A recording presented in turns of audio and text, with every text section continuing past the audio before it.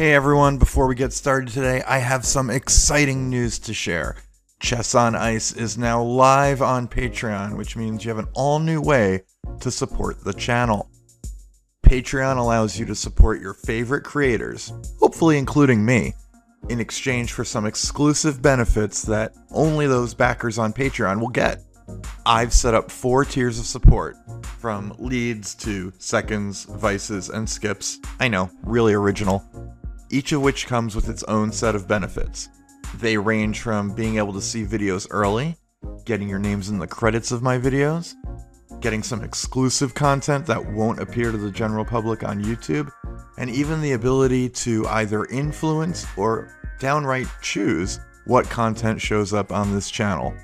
If you love what you see and you want to see Chess on Ice get even bigger in the future, this is the best way to support that effort. So head on over to Patreon. I've included a link in the description below, and I'd love it if you'd support the channel by backing this project.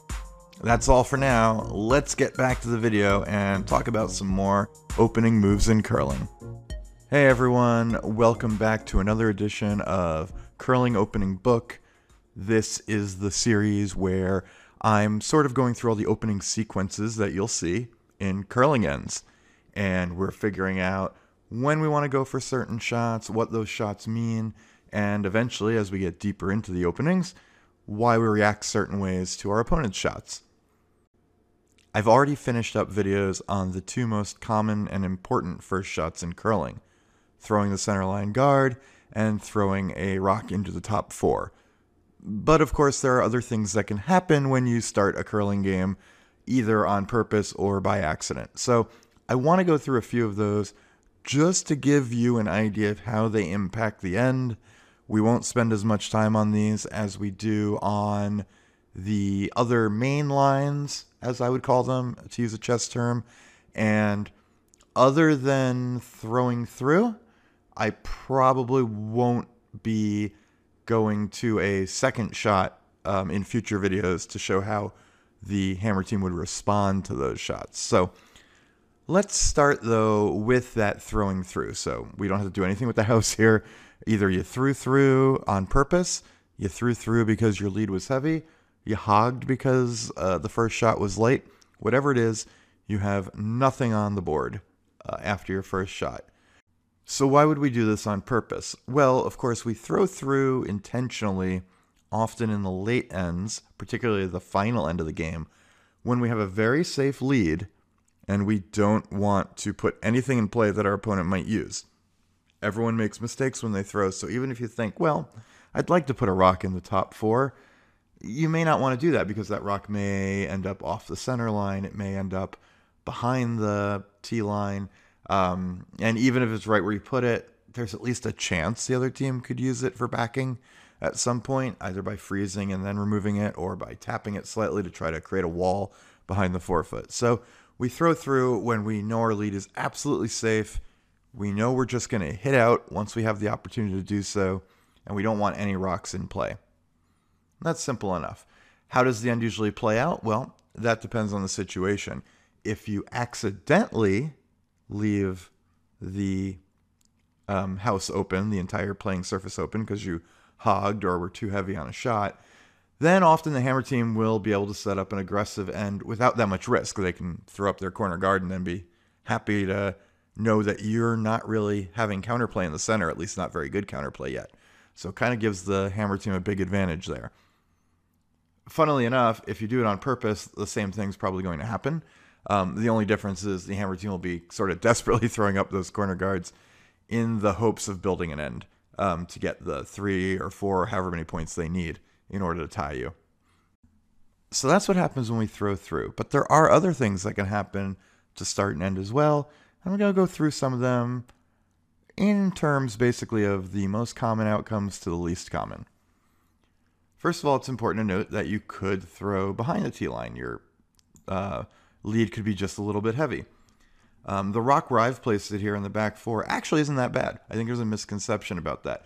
This rock is pretty okay for the team without hammer, provided you weren't trying to throw a guard. Obviously, it's not guarding anything. But if you were trying to play more conservatively, say you were aiming to put it in the top 4, Putting in the back four is only slightly worse, and here's why. If the hammer team is going to play aggressively by throwing up corner guards, you still have something in the forefoot. You still have something that cuts down the scoring area for the hammer team. It's just not as effective because in some scenarios, the hammer team will be able to draw down to you to score a point if they're okay with that, or to set up an end where they have backing because they've frozen to your rock. So this rock is not a disaster. The key thing to know is it gets worse and worse the further it goes back. So you get back to the back 8 foot, this rock is not very useful. It's not cutting down the scoring area as much, but it's not completely unusable. And, it does at least take away the 12 foot as a place to score and part of the 8 foot.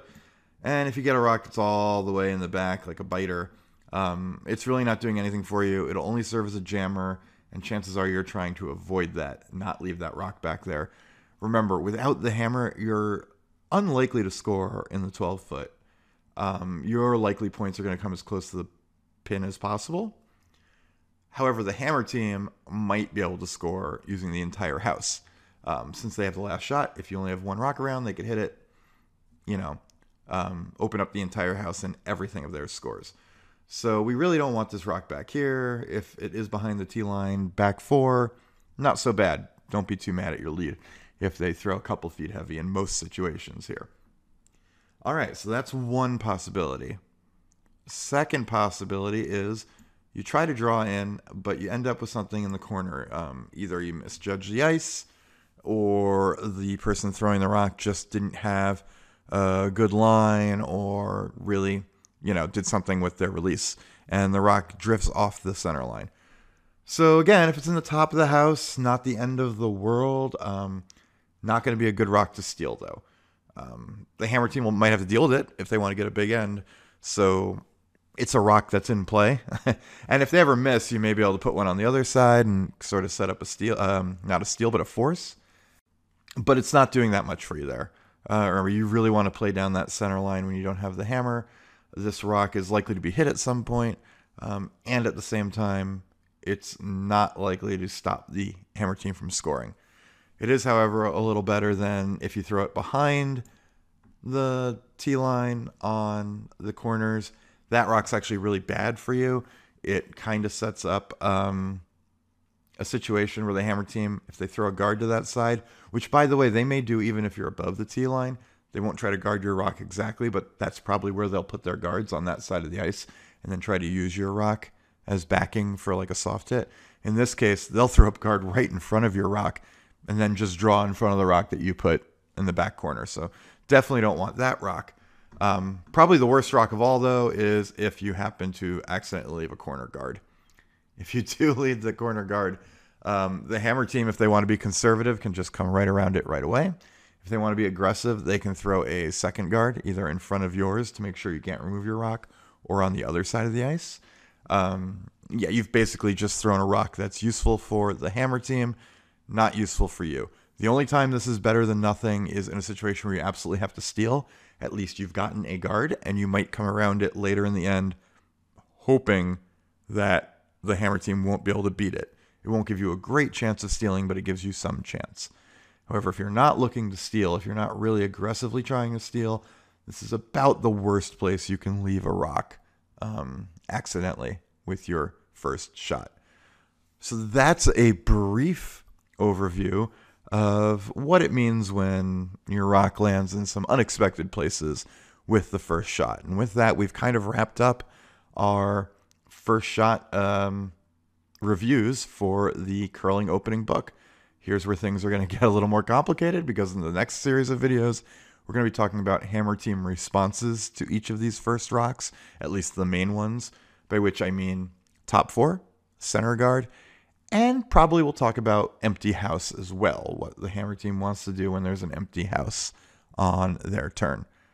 But that's going to be a lot of fun, and I think that's really where this starts to get interesting and instructional for people. So thanks for watching.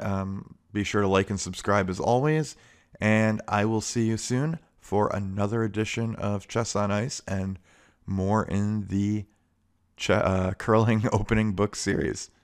Thanks, and good curling.